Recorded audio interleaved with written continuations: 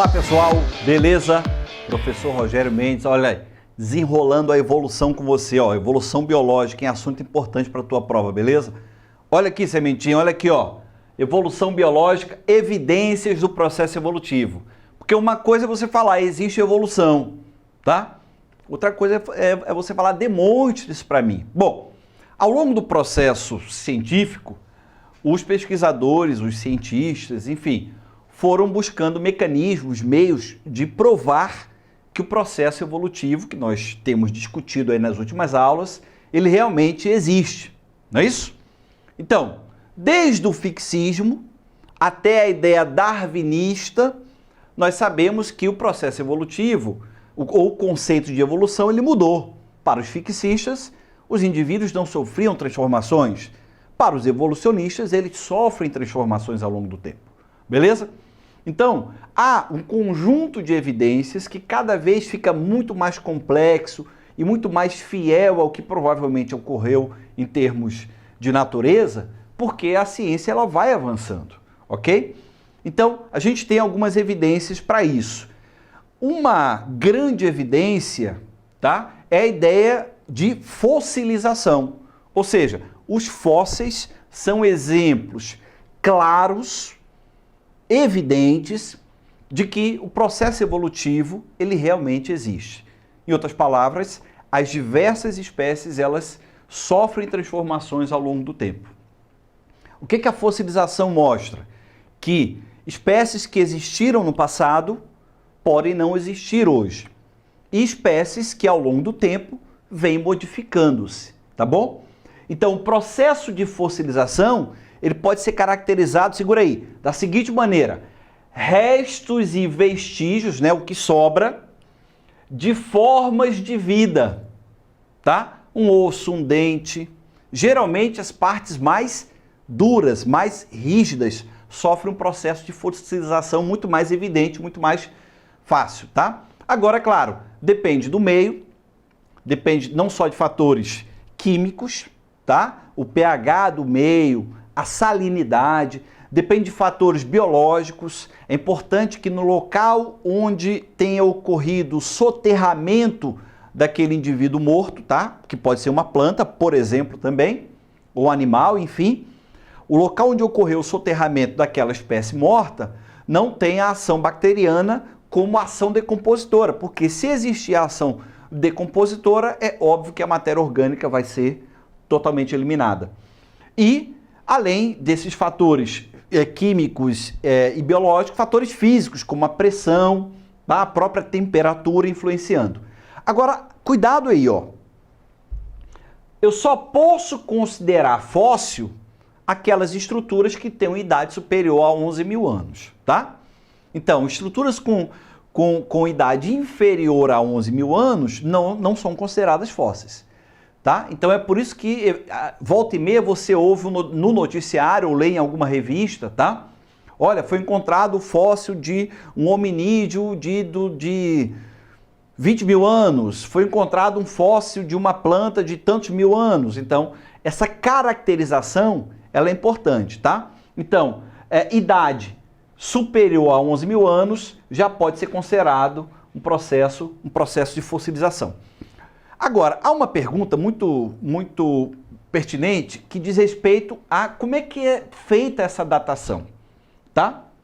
Essa datação é feita utilizando-se os conhecimentos sobre o decaimento radioativo de determinados elementos, beleza?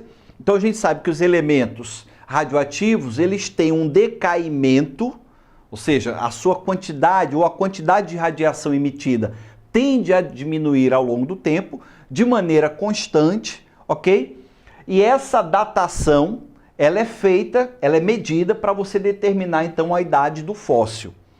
Por quê? Porque o elemento radioativo, ele vai emitir radiação até que ele chegue ao que nós chamamos de padrão ou estável, ao elemento estável.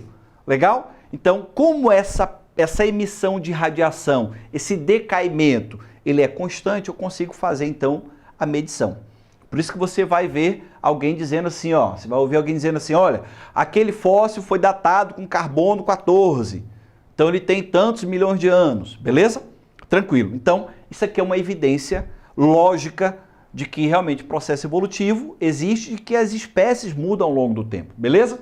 Um outro aspecto interessante é a história da anatomia comparada. Então, dá uma sacada aqui com o tio Rogério, ó. Dá uma sacada aqui. Você está vendo aqui, ó, o braço de um homem, a pata dianteira de um cavalo, ok? A asa do morcego e a nadadeira de uma baleia. Primeira pergunta para você aí, ó, desenrolado. O que esses animais têm em comum? São todos mamíferos.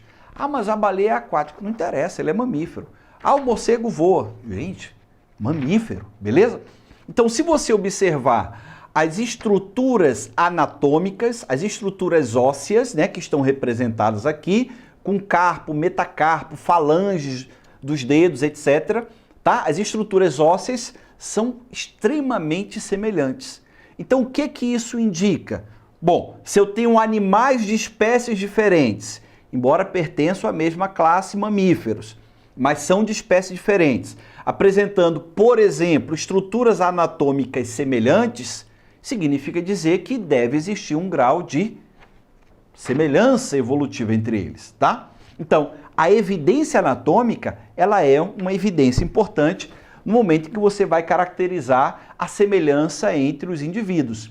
Lembra que nós falamos aí a história da ancestralidade comum? Lembra lá? Olha aqui, ó, sementinha, né? Você tem um ancestral comum e a partir desse ancestral comum, as novas espécies, elas foram surgindo em termos evolutivos.